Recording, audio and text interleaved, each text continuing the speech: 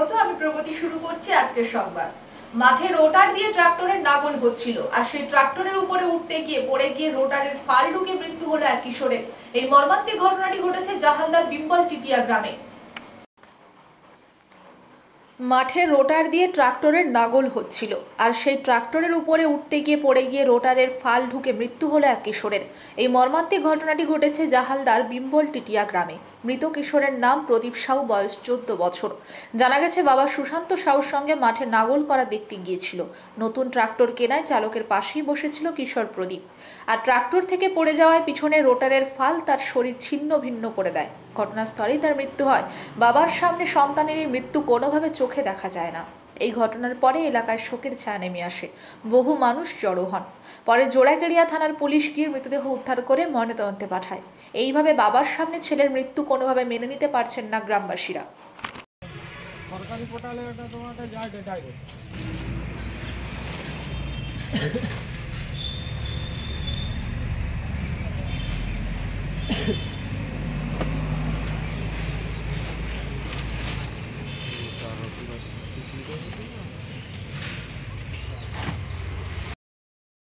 এই রোটা চলছিল, ট্রাক্টর তার উপরে বসছিল, বসতে বসতে পড়ে গেছে। পড়ে যখন যায় তখন ভিতরে তাকে টেনে নিয়েছে। তখন দেখে একদম ফাল আটকে গেছে, একদম বন্ধ। তখন ড্রাইভার বন্ধ করে দিয়ে ড্রাইভার যখন দেখে এইরকম দৃশ্য, ড্রাইভার সঙ্গে সঙ্গে বাড়ি পালিয়ে গেছে। পাস স্লিপ করে গেছে, পড়ে গেছে। বাবা দূরে ছিল। আপনার নাম? আমার নাম ওড়িশার বাঘিনী জিনত আপাতত ঝাড়গ্রামের অতিথি, কিন্তু তাকে অতিথি হিসেবে পেয়ে মোটেই খুশি নন স্থানীয় বাসিন্দারা। তাদের একটাই প্রশ্ন, অতিথি তুম কব যাওগে। তাই এই মুহূর্তে জিনত আতঙ্ক ছড়িয়েছে বেলপাহাড়ির জঙ্গলে। ওড়িশার বাঘিনী জিনত আপাতত ঝাড়গ্রামের অতিথি, কিন্তু তাকে অতিথি হিসেবে পেয়ে মোটেই খুশি নন স্থানীয় বাসিন্দারা। তাদের একটাই প্রশ্ন, অতিথি তুম কব যাওগে। তাই এই মুহূর্তে জিনত আতঙ্ক ছড়িয়েছে বেলপাহাড়ির জঙ্গলে। ওড়িশা থেকে সম্প্রতি জিনত ঝাড়খণ্ডের জঙ্গলে হাজির হয়েছিল। মাঝে অবশ্য খবর মিলেছিল ঝাড়খণ্ডের জঙ্গল ঘুরে শেষ পর্যন্ত ঝাড়গ্রামের দিকে পা বাড়ায়নি বাঘিনী, সে উড়িষ্যার দিকেই ফিরে যাচ্ছে। কিন্তু শেষমেশ তা হলো না। ঘুরে ফিরে শুক্রবার সকালে সেই ঝাড়গ্রামের জঙ্গলেই ঢুকে পড়েছে জিনত। বন দপ্তর সূত্রে খবর, ঝাড়খণ্ডের চাকুলিয়া রেঞ্জের রাজা বাসার জঙ্গল পেরিয়ে চিয়াবান্ধি এলাকা থেকে ঝাড়গ্রামের বেলপাহাড়ি থানার অন্তর্গত কাটুচুয়া জঙ্গলে ঢুকে পড়ে জিনত। আপাতত সেখানেই রয়েছে সে। তার গতিবিধি নজরে রাখছেন বনকর্মীরা। ড্রোন দিয়ে নজরদারি চালানো হচ্ছে। পাশাপাশি জিনতের গলায় ট্র্যাকারও রয়েছে, ফলে তার অবস্থান জানতে বিশেষ বেগ পেতে হচ্ছে না বনকর্মীদের। অন্যদিকে ওড়িশার শিমলিপাল ব্যাঘ্র প্রকল্পের কর্মীরা তাকে ফিরিয়ে নিয়ে যাওয়ার চেষ্টা করছেন। বন দপ্তর সূত্রে খবর, জঙ্গল সংলগ্ন এলাকায় মাইকিং করা হচ্ছে। গ্রামবাসীদের অনুরোধ করা হচ্ছে তারা যাতে জঙ্গলে না যান। অত্যন্ত প্রয়োজন ছাড়া সন্ধ্যার পর বাড়ি থেকে বেরোতে নিষেধ করা হচ্ছে, আর বেরোতে হলে দল বেঁধে বেরোনোর পরামর্শ দিচ্ছেন বনকর্মীরা। মাঝিড়িয়ে যে বাঘ এসে যে বেরিয়েছে, আতঙ্ক কতটা রয়েছে? আতঙ্ক তো হবে। আচ্ছা, ফরেস্ট থেকে কি সতর্ক করেছে আপনাদেরকে? কি বলেছে ফরেস্ট থেকে? এই বন জঙ্গল যাওয়া যাবে না, এখন গরু ছাগল নিয়ে না যাওয়া যাবে। আচ্ছা, ওখানে কি ফরেস্টের লোক রয়েছে এখন? হ্যাঁ আছে। আছে। কি নাম আপনার? টিপু সরেন। দীপু সরেন।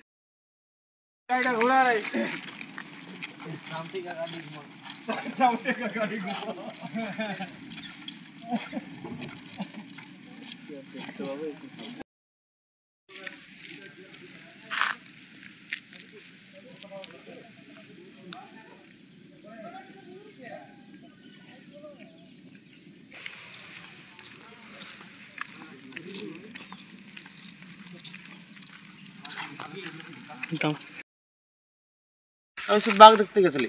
বাঘ দেখতে পেলেন? না না, আচ্ছা, কোথায় রয়েছে বাঘ? বাঘ ওই সেই কটুচুয়ার বনে। কটুচর বনে রয়েছে। হুম।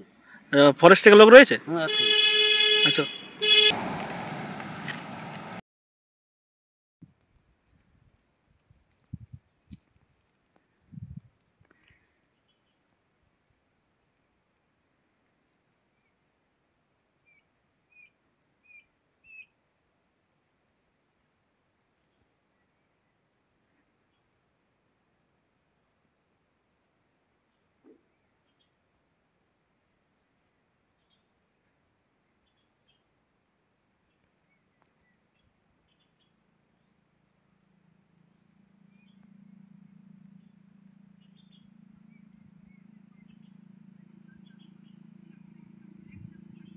করে আছে বাঘটি। আচ্ছা, কি নাম আপনার? আমার নাম গণেশচন্দ্র সিং। কোথায় গিয়েছিলেন আপনি? ওই বাঘ দেখতে। বাঘ দেখতে গিয়েছিলেন? হুম। আচ্ছা, কত লোক রয়েছে বাঘ দেখতে? বাঘ দেখতে এখন লোক নেই, বাকি লোকগুলো পাবলিকগুলো চলে গেছে। আচ্ছা, ফরেস্ট থেকে কি সতর্ক করছে আপনাদেরকে, গ্রামের লোককে? হ্যাঁ হ্যাঁ হ্যাঁ। কি সতর্ক কি কি সব করছে? সতর্ক বলতে বলছে এই বনের দিকে যাবে না বলছে। আচ্ছা, এই মুহূর্তে এই এখন চাষবাসের সময় অনেক লোকের চাষ তোলা হয়নি, তাদের ক্ষেত্রে কি তারা কি আতঙ্কে রয়েছে? তো সেটা আতঙ্ক তো থাকবেই, সেটা তো আর সঠিক করে বলতে পারছি না। আতঙ্ক আছেই। তো জমিনে ওই মানে জঙ্গলের সামনে যে জমি, নিচটাই জমি, হুম। তাহলে সেটা তোলার জন্য তো আতঙ্ক থাকবে, যে বাঘ যেহেতু আছে। আচ্ছা, কি নাম আপনার একবার বলুন? আমার নাম গণেশচন্দ্র সিং, আচ্ছা, বাড়ি কোথায়? মাঝখানা। সমবায় ব্যাংকের নির্বাচনে তৃণমূলের সন্ত্রাসের প্রতিবাদে বিজেপির ধিক্কার সভা বৈশা দলে। ধিক্কার সভায় উপস্থিত ছিলেন রাজ্যের বিরোধী দলনেতা শুভেন্দু অধিকারী। সমবায় ব্যাংকের নির্বাচনে তৃণমূলের সন্ত্রাসের প্রতিবাদে বিজেপির ধিক্কার সভা মহিষাদলে। ধিক্কার সভায় উপস্থিত ছিলেন রাজ্যের বিরোধী দলনেতা শুভেন্দু অধিকারী। সভা শেষে শুভেন্দু অধিকারী সাংবাদিকদের মুখোমুখি হয়ে বলেন, সিবিআই এর প্রতি অনাস্থা, নতুন করে মেয়ের খুনের তদন্ত চেয়ে হাইকোর্টের আরজি করের কাণ্ডে নিহত চিকিৎসকের পরিবার। অনুমতি দিয়ে সিবিআইকে মামলায় যুক্ত করতে বলল হাইকোর্ট। নতুন করে মেয়ের খুনের তদন্ত চেয়ে হাইকোর্টে মামলা আরজি করে ধর্ষণ ও খুন হওয়া চিকিৎসকের বাবা মার। বর্তমানে যে তদন্ত চলছে তাতে তাদের আস্থা নেই। তাদের দাবি দ্রুত এই তদন্ত নতুন করে শুরু করার নির্দেশ দিক আদালত, কারণ এই তদন্তের নামে সব তথ্য প্রমাণ লোপাট হয়ে গিয়েছে। ইতিমধ্যে ট্রায়াল শুরু হয়েছে, সাক্ষ্য গ্রহণও চলছে। এই অবস্থায় এখনই আদালত হস্তক্ষেপ না করলে পরিস্থিতি আরও হাতের বাইরে চলে যাবে। বিচারপতি তীর্থক্ষণ ঘোষ অনুমতি দিয়ে সিবিআইকে মামলায় যুক্ত করার নির্দেশ দিয়ে ফের সোমবার বিষয়টি মেনশন করার নির্দেশ দেন। আমার পিতৃদেবের নাম আপনি তুলেছেন। আমি যদি হিন্দু বাড়ির ছেলে হই, আমার শরীরে যদি হিন্দু রক্ত থাকে, আমার বাড়ির বিপিন অধিকারী যদি 8 বছর ব্রিটিশের জেলে থাকে, স্বাধীনতা সংগ্রামী হয়ে থাকে, আপনাকে আমি তুলসী তলায় তুলব 26 সালে। আমার নাম শুভেন্দু অধিকারী। আপনি আমার কাছে কিছু নয়, ছাড় পোকা। আমি লক্ষণ শেঠের মতো স্তম্ভকে নড়িয়েছি। আমি মমতা ব্যানার্জির মতো 3 বারের মুখ্যমন্ত্রীকে হারিয়েছি। আমাকে নতুন করে পরীক্ষায় বসতে হবে না। আমি শুধু বলবো, আমার হিন্দু ভাইদের, বন্ধুদের জোট বাঁধুন। এই জিহাদিরা ভাবতে পারে এসটিএফ সেখান থেকে দুজন পাসপোর্ট চক্রের পান্ডাকে গ্রেপ্তার করলো আসাম পুলিশ এসে। আমি অবিলম্বে এই মামলা এনআইএ এবং ইডিকে নিতে বলব। এটা একটা বড় চক্র, পশ্চিমবঙ্গের ডেমোগ্রাফি বদলে যাচ্ছে। এই চক্রের জন্য যেই থাকুক, যারাই যুক্ত থাকুক, তাদেরকে থেমাতে অ্যারেস্ট করা উচিত। জঙ্গি বলা হচ্ছে, জঙ্গি অ্যারেস্ট হয়েছে ওরা, জঙ্গি। কিন্তু জঙ্গিদের জায়গা তো পশ্চিমবঙ্গে, জঙ্গিরা তো রাজ্যসভায় যায়। হাসান ইমরান রাজ্যসভায় পাঠিয়েছিলেন মমতা ব্যানার্জি, নিষিদ্ধ সংগঠন সিমিল্য। মন্ত্রী সিদ্দিকুল্লাহ চৌধুরী খাগড়াগড়ে বোমা বিস্ফোরণকে সমর্থন করেন। অতএব জঙ্গিরা তো রাজ্য চালাচ্ছে জঙ্গিরা, আর আপনার এখানে সাইকেল মিস্ত্রি। বাতাসে উঠছে পোড়া খড়, এলাকা ঢেকে যাচ্ছে ধোঁয়াশায়। কুয়াশার সঙ্গে সেই ধোঁয়া মিশে তৈরি হচ্ছে ধোঁয়াশা। এইভাবে জমিতে নাড়া পোড়া নয়, ভয়ঙ্কর দূষণ ছড়াচ্ছে। তা নিয়ে চাষিদের সতর্ক করতেও নাড়া পোড়া রুখতে শিবির করেও ট্যাবলেট প্রচারের মাধ্যমে উদ্যোগী হয়েছে রাজ্য কৃষি দপ্তর। বাতাসে উঠছে পোড়া খড়, এলাকা ঢেকে যাচ্ছে ধোঁয়ায়। কুয়াশার সঙ্গে সেই ধোঁয়া মিশে তৈরি করছে ধোঁয়াশা। এইভাবে জমিতে নাড়া পোড়া নয়, ভয়ঙ্কর দূষণ ছড়াচ্ছে। তা নিয়ে চাষিদের সতর্ক করতেও নাড়া পোড়া রুখতে শিবির করেও ট্যাবলয়েড প্রচারের মাধ্যমে উদ্যোগী হয়েছে রাজ্য কৃষি দপ্তর। পরিবেশ দূষণ রুখতে তা বন্ধের দাবি অনেকদিন ধরেই তবে উঠেছে। ধান তোলার পরে দ্রুত জমি পরিষ্কার করতে থেকে যাওয়া গাছের গোড়া আগুনে পুড়িয়ে দেন চাষিদের একাংশ। তবে জমি উর্বর হওয়া তো দূরে থাক, নাড়া পোড়ানোর ফলে উল্টে জমির ভয়ঙ্কর ক্ষতি হয় বলে জানাচ্ছেন কৃষি বিশেষজ্ঞরা। তারা জানান, এতে জমিতে থাকা কৃষি সহায়ক জীবাণু পুড়ে নষ্ট হয়, তখন রাসায়নিক সারও কোনো কাজে লাগে না।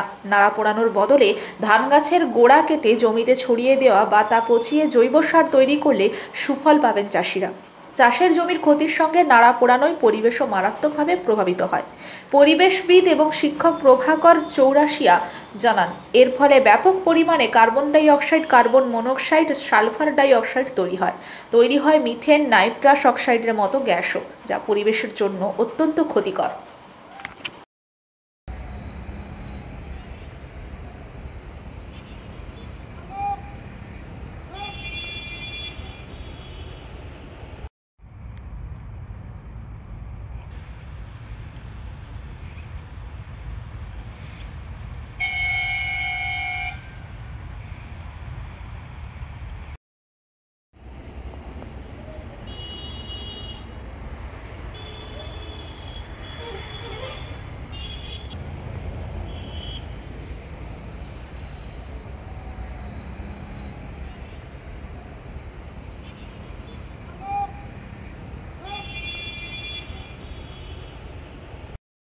অবৈধ বাজির অভিযানে নেমেই বড়সড় সাফল্য পুলিশের।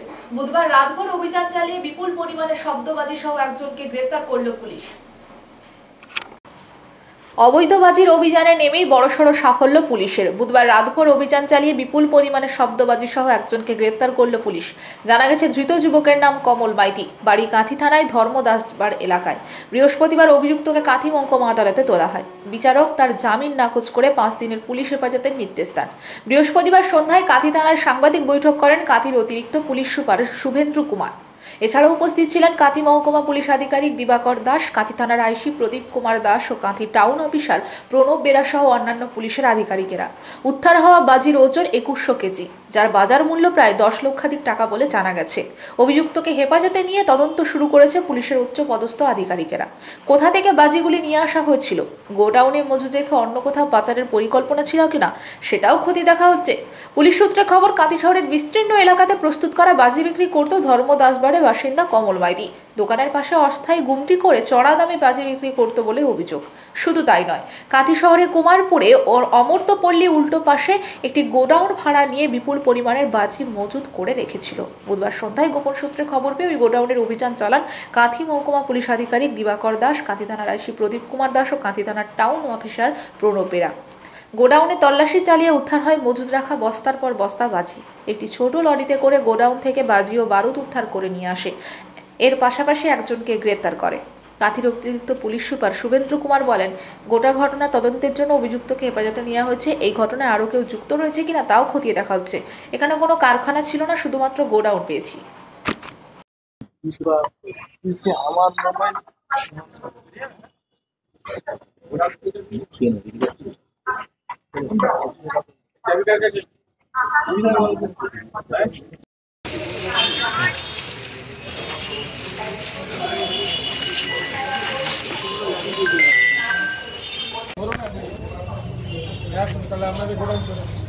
আচ্ছা আচ্ছা, ঠিক আছে, ঠিক ঠিক ঠিক ঠিক ঠিক।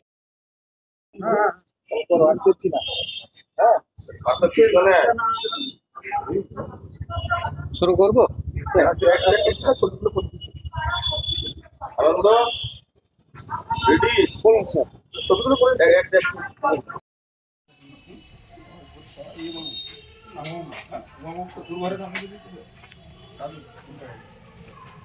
রাস্তার সাইডে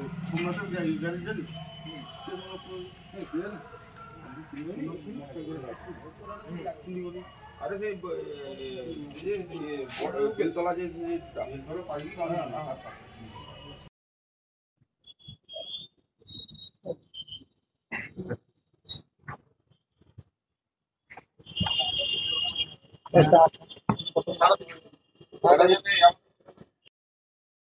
পূর্ব মেদিনীপুর জেলার খেজুরি বিধানসভা এলাকার খেজুরি 2 নম্বর পঞ্চায়েত সমিতির সভাপতি উদয় শঙ্কর মাইতি বিজেপির পক্ষ থেকে সভাপতি নির্বাচন হওয়াতেও সরকারি বাড়ি পাওয়াটা তার যেন বিরাট অন্যায়। এই নিয়ে সোশ্যাল মিডিয়া ও সংবাদপত্র বিততে ছাড়ছেন না শাসক দলের নেতারা। পূর্ব মেদিনীপুর জেলার খেজুরি বিধানসভা এলাকার খেজুরি 2 নম্বর পঞ্চায়েত সমিতির সভাপতি উদয় শঙ্কর মাইতি বিজেপির পক্ষ থেকে সভাপতি নির্বাচন হওয়াতেও সরকারি বাড়ি পাওয়াটা তার যেন বিরাট অন্যায়। এই নিয়ে সোশ্যাল মিডিয়া ও সংবাদপত্রে বিততে ছাড়ছেন না শাসক দলের নেতারা। খেজুরি জনপ্রতিনিধি হলে কি সরকারি প্রকল্পে বাড়ি পাবেন না, এমন কোথাও আইন রয়েছে? পঞ্চায়েত সমিতির সভাপতি হলেও নেই কোনো পাকার বাড়ি। সরকারি আধিকারিক থেকে বিডিও খতিয়ে দেখে খেজুরি 2 ব্লকের পঞ্চায়েত সভাপতি উদয়শঙ্কর মাইতির নামে আবাস যোজনা বাড়ি তালিকার নাম অন্তর্ভুক্ত করা হয়। ওই বিজেপি নেতার নামে শাসক দল তৃণমূল কংগ্রেস ভুয়ো প্রচার করছে বলে অভিযোগ। এই নিয়ে আইনি পদক্ষেপ নেওয়া হুঁশিয়ারি দেন বিজেপি নেতা।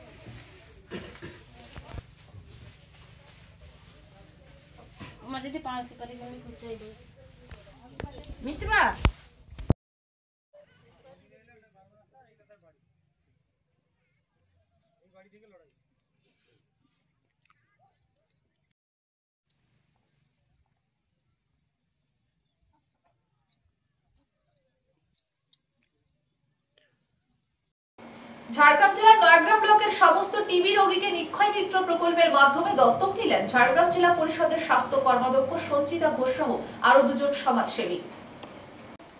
ঝাড়গ্রাম জেলার নয়াগ্রাম ব্লকের সমস্ত টিবি রোগীকে নিক্ষয় মিত্র প্রকল্পের মাধ্যমে দত্তক নিলেন ঝাড়গ্রাম জেলা পরিষদের স্বাস্থ্য কর্মাধ্যক্ষ সঞ্চিতা ঘোষ সহ আরো 2 জন সমাজসেবী। জেলা স্বাস্থ্য কর্মাধ্যক্ষের নেতৃত্বে এই 3 জন আগামী 6 মাস নয়াগ্রাম ব্লকের টিবি রোগীদের হাই প্রোটিন খাদ্য সামগ্রী সরবরাহ করার প্রতিজ্ঞা করলেন। মাসে মাসে সরবরাহ করা হবে প্রোটিন জাতীয় খাবার। জানা গিয়েছে এদিন প্রথম মাসের খাবার হিসেবে মোট 177 জন টিবি রোগীকে ডিম, ডাল, সোয়াবিন সহ যাবতীয় খাবার দেওয়া হয়। এ বিষয়ে নয়াগ্রাম সুপার স্পেশালিটি হাসপাতালে সুপার ডাক্তার দেবাশিস মহাতা বলেন, রাজ্য ও কেন্দ্র সরকারের নিক্ষয় মিত্র প্রকল্পের মাধ্যমে নয়াগ্রাম ব্লকে টিবি মুক্ত করাই তাদের মূল লক্ষ্য। আপনাদের নিশ্চয়ই বলে দেওয়া হয়েছে আশা দিদি, এনএম দিদি বা আমাদের এসটিএস যাতে কোনো মুরগি বা অন্য কোনো পশু পাখি ওই কফটা সংক্রমিত কফটা না শেখাতে হবে। আজকে যারা টিবি রোগী হয়ে পরে সদা চিকিৎসার আওতায় আসতে চাইছেন, এই মানসিকতাটা দরকার। আপনারা সুস্থ হতে চাইছেন, এই মানসিকতাটা দরকার, এই মানসিকতাটা দরকার। আপনারা যেমন অনেক এগিয়ে এসছেন, স্বাস্থ্য দপ্তর, অন্যান্য দপ্তর এবং একটু আগে সুপার স্যার ওনার ভাষণে বললেন যে আমরা 2025-এর মধ্যে টিবি মুক্ত আমরা দেশ করতে চাই। তাহলে সকলের সহযোগিতা, সকলের চেষ্টা অবশ্যই কাম্য। যাই হোক, আপনারা অনেকক্ষণ এসছেন, সকাল থেকে বক্তব্য দীর্ঘায়িত করবো না। নিজস্ব ব্যক্তিগত ব্যাপার, কিন্তু এই রোগের ক্ষেত্রে নেশা চলবে না। যার যে রকমই নেশা থাকুক না কেন, জলের নেশা হোক, পান নেশা হোক, পান, দোক্তা, বিড়ি, সিগারেট, তামাক, খৈনি, নেশার সঙ্গে কিন্তু টিবি একসঙ্গে।